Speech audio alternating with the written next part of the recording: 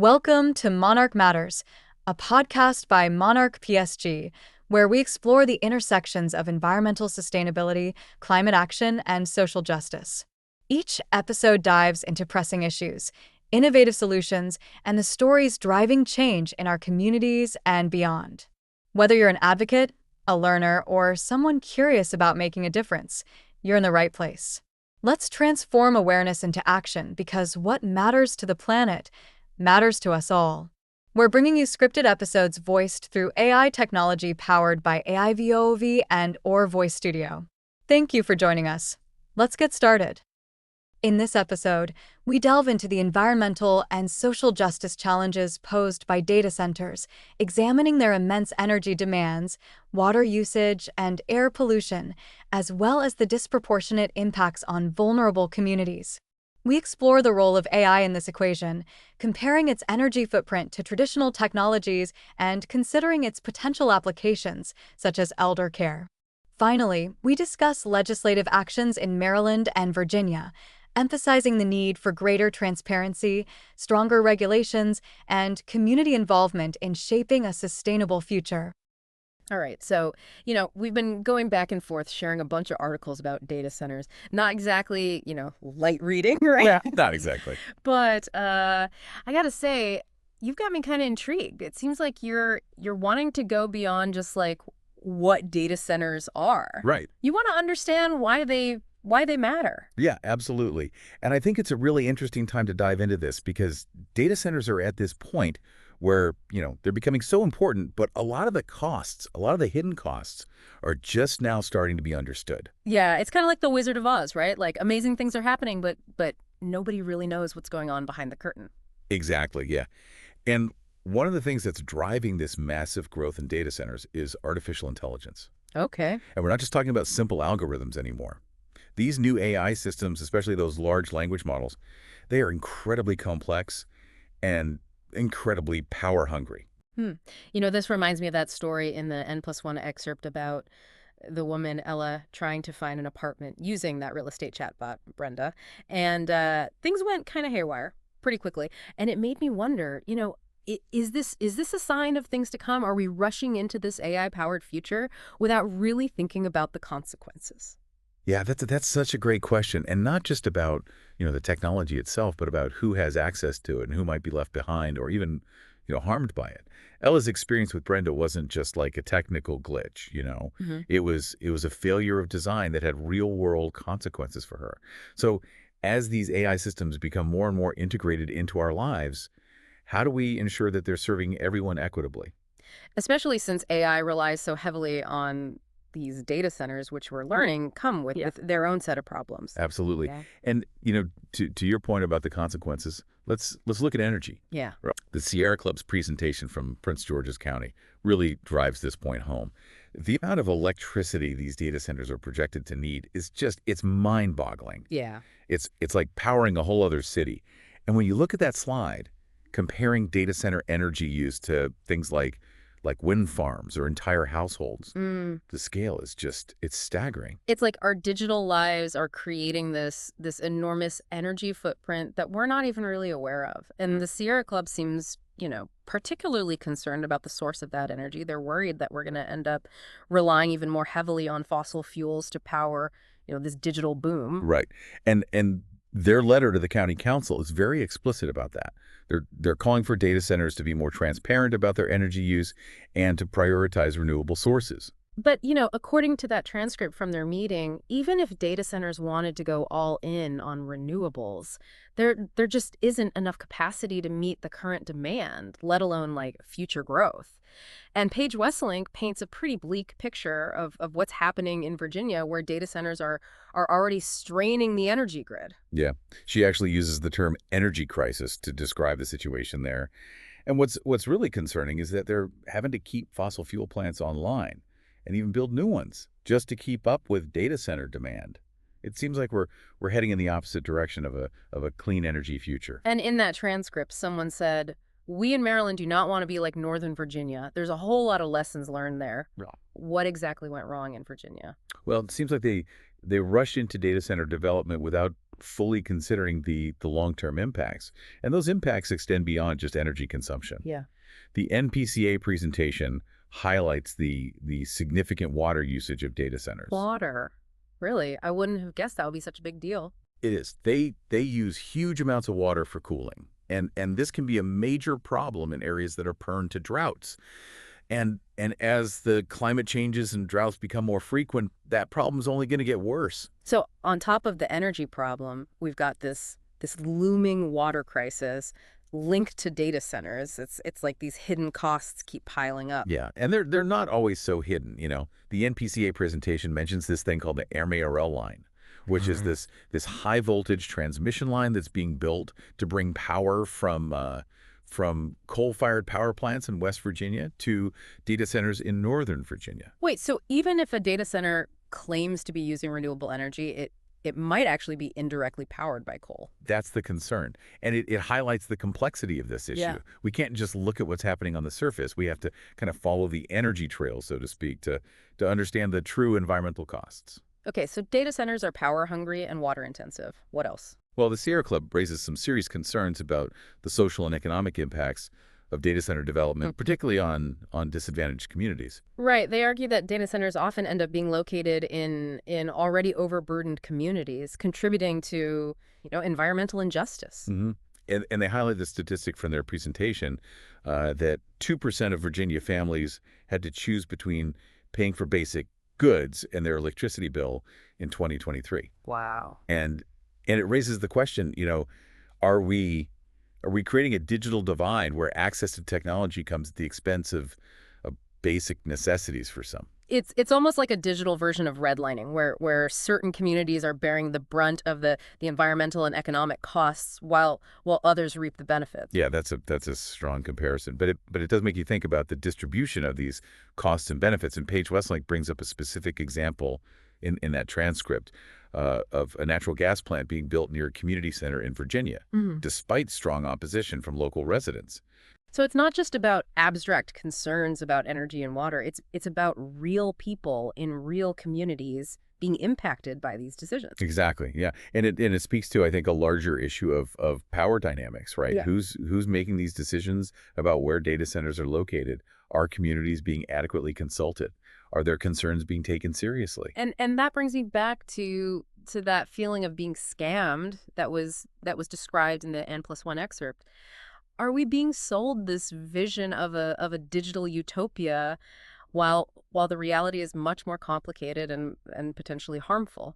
Yeah, it's a valid question, and I think it's important to look at who's really benefiting from this data center boom. The Sierra Club argues that the economic benefits to local communities are often overstated. Right. In their letter, they point out that data centers receive significant tax breaks, yet they create relatively few permanent jobs.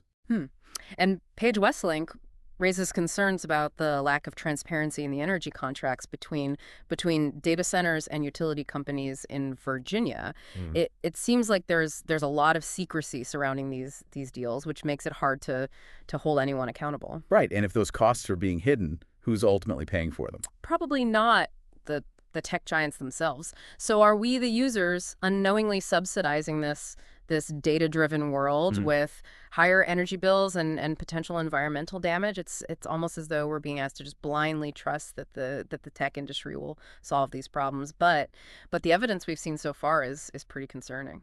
Yeah, and some of the proposed solutions are raising even more questions. Okay. The Sierra Club, for instance, expresses skepticism about these small modular reactors, or SMRs, that are being touted as a potential clean energy source for data centers. Hold on, can you explain what those are? I'm not familiar with SMRs. Sure. So essentially, they're like mini nuclear power plants. Okay. The idea is that they'd be safer and more efficient than traditional nuclear reactors. Yeah. But the technology is still largely unproven, and the Sierra Club is worried about potential cost overruns and safety risks. So it's like we're being asked to gamble on this new technology that could potentially solve the energy problem, but also could backfire spectacularly. Right. And if it does backfire, who do you think will be left holding the bag? It's likely going to be the ratepayers and the taxpayers. Okay, so let's step back for a moment. It seems like we're painting a pretty negative picture of data centers, but we all rely on them, right? Mhm. Our phones, our laptops, the internet, it all runs on data centers. Aren't we being a bit hypocritical to criticize them while still benefiting from the services they provide? Yeah, that's a fair point. And I don't think it's about, rejecting technology or trying to go back to some pre-digital age. It's about demanding more from the industry, Right. about pushing for solutions that are both innovative and responsible. So what would that look like? What are some alternatives to the current model? Well, the Sierra Club offers a number of recommendations in their letter. For one, they're calling for greater transparency. Data centers should be required to publicly disclose their energy consumption and the sources of that energy. That makes sense. Sunlight is the best disinfectant, as they say. Exactly. And they also argue that data centers should be required to prioritize renewable energy sources, and not just by buying renewable energy credits, but by actually investing in new renewable energy infrastructure. So they're not just, using up existing renewable energy, they're actually contributing to the expansion of clean energy. That seems important. Absolutely. And they go even further, suggesting that data centers should be required to maximize their use of on-site renewable energy generation, like rooftop solar panels or solar canopies over parking lots. Why not generate at least a portion of their own, energy needs? It's like taking responsibility for their own energy footprint. That seems fair. Right. And they're also advocating for policies that prevent the costs of building new energy infrastructure to power these facilities from being passed on to ratepayers. It shouldn't be on the public to subsidize data center growth. I get that. It should be the companies themselves who are responsible for the costs associated with their operations. Exactly. And speaking of costs, the Sierra Club also calls for repealing the tax breaks that data centers currently enjoy. Okay. They argue that if these companies want to operate in a county, they should contribute their fair share, just like any other business. So it's about leveling the playing field, ensuring that they're not getting a free ride at the expense of local communities. Okay. But what about the argument that data centers bring jobs and economic development? Yeah, so it's true that they do create some jobs, particularly during the construction phase. But once a data center is up and running, it typically requires a relatively small workforce. And the Sierra Club argues that the number of jobs created doesn't justify the environmental and social costs that we've been discussing. They basically say it's not a good trade-off, that there are other industries that could provide, more sustainable and equitable economic benefits. Right. Okay, but what about the bigger picture? Data centers are essential for the digital economy, right? Right. I mean, everything from online shopping to healthcare to education relies on data storage and processing. That's true. Data centers play a vital role in our modern world.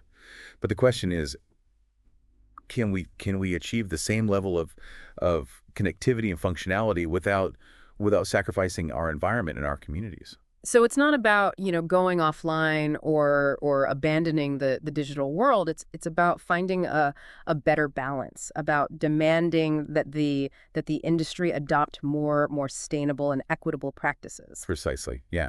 We need to be more critical of the industry's claims and push for solutions that prioritize the well-being of people and the planet. But what can we actually do about it?